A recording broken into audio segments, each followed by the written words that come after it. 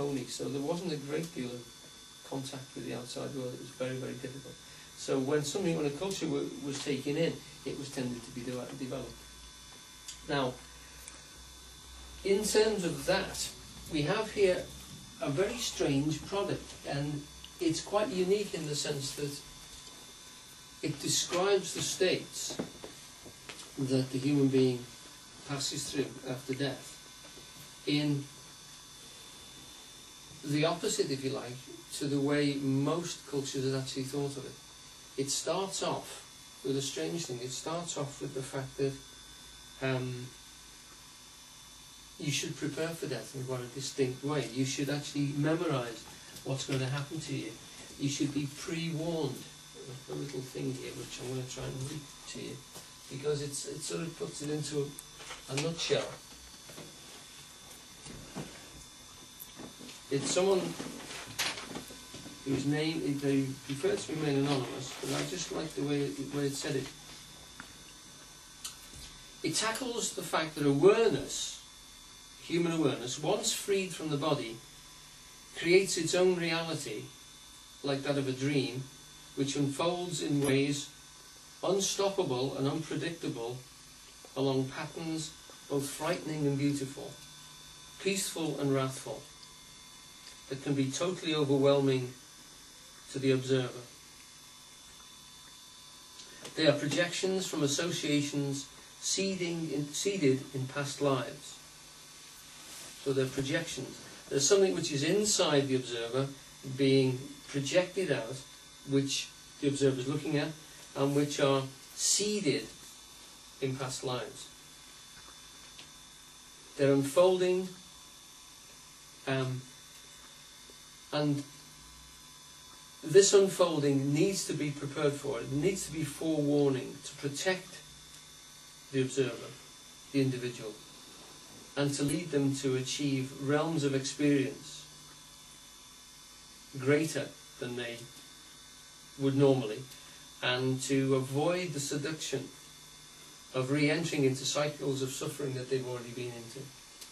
So in other words, that it's based on the fact that the human awareness in the state of death goes through a nightmarish state, a state of both beauty and fearful and extremely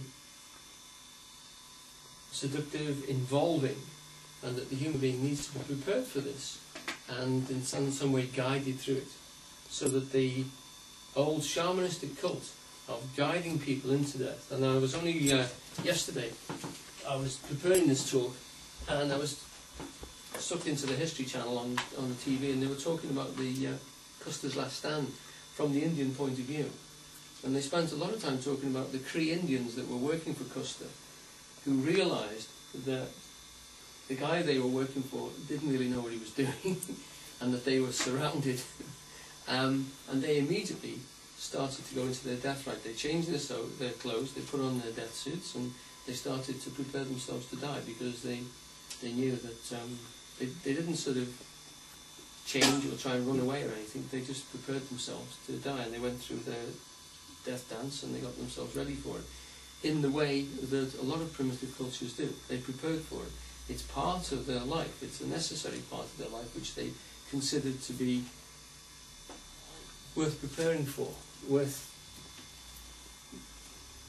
studying for, if you like, want a better word, in the way that, as it was once pointed out to me, not by Eugene, but at Parklands actually, that if you were going to Australia, then you'd make reasonable inquiries as to what the place was like before you went there. And this is a place that we're all going to go, and we should spend some time sort of trying to find out just what the hell happened.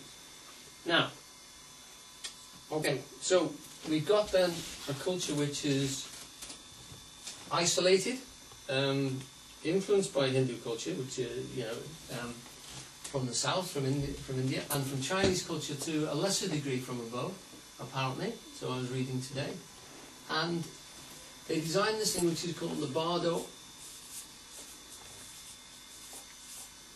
the Thodol. on the tape, there's a lot of playing about with this word here, because no one exactly knows how to pronounce it. And Eugene enters in and says, well, really, anything is a bit of a guess. And in my researches, I've seen it written 6 different ways, with an S in it and a couple of R's as well. So that one is a bit of a problem. This one is not so difficult to pronounce. It splits into 2 words, bar and do, and bar means in between.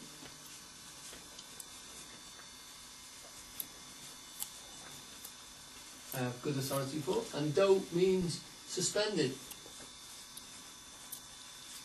And it's usually translated as suspended in between, or in the in-between state, or in the intermediary state.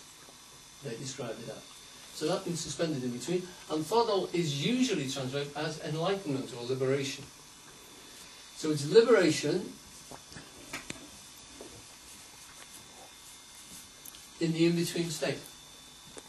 Now, we know it as the Tibetan Book of the Dead because in 1927, a chap called Evans Wentz, who was a British explorer, classed as an Orientalist, wrote a book called the Tibetan Book of the Dead, or the Liberation by Hearing, because he'd extracted, by his work with the Lama, it's a scholarly piece of work, but he'd only taken 3 of the doctrines. There is something, various different accounts say there are 12, so different people say there's 42 pieces of literature, written pieces, which are classed as this particular type of Nilpava, it's called. It's a type of Tibetan literature which relates to the death experience and to achieving a pure mind state. He chose 3 of them, which were to do with the particular death state, and he called it the Tibetan Book of the Dead because recently there'd been a very successful book called the Egyptian Book of the Dead, and he was catching onto the same sort of cultural wave, if you like, of that. Certainly none of the Tibetans would have called it something as blunt as that.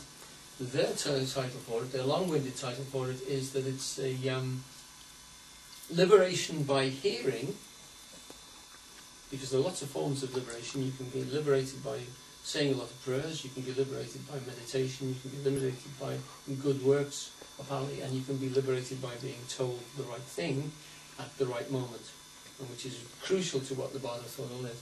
So it's liberation, I'll put in by hearing, which is not in that title there, but it is in the full Tibetan one. So it's a liberation by hearing in the in-between state between life and death. Because what the book is about is what you can say to somebody in the state of dying, through the process of dying, and continuously for several days afterwards. So that's what the title is about. That's why how the Westerners, if you like, have mangled it. But it's still, if you look, most of the books, and there are several good ones, have all that in the commentary. But because the Tibetan Book of the Dead is the way it's widely known in the West, that they always use that, and then inside they say, of course, this doesn't mean anything because it's far more complex than that, and then they go in and do it and explain it. So that is the title of the book, and as I say, it was originally isolated from a whole list of literature, and the literature is considered to have been written by a chap called Padmasambhava, who is almost a myth, almost a legend, shall we say, in the 10th century. And I won't put his name down wrong, because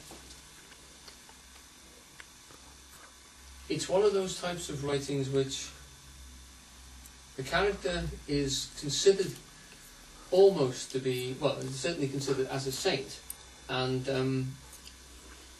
the tradition is that he wrote it in the 10th century and it was concealed, it was hidden and not revealed to even the people of Tibet. It was known of and it was used as a teaching tool up until the 15th century, when another Lama, Lingpa, actually revealed it to the world.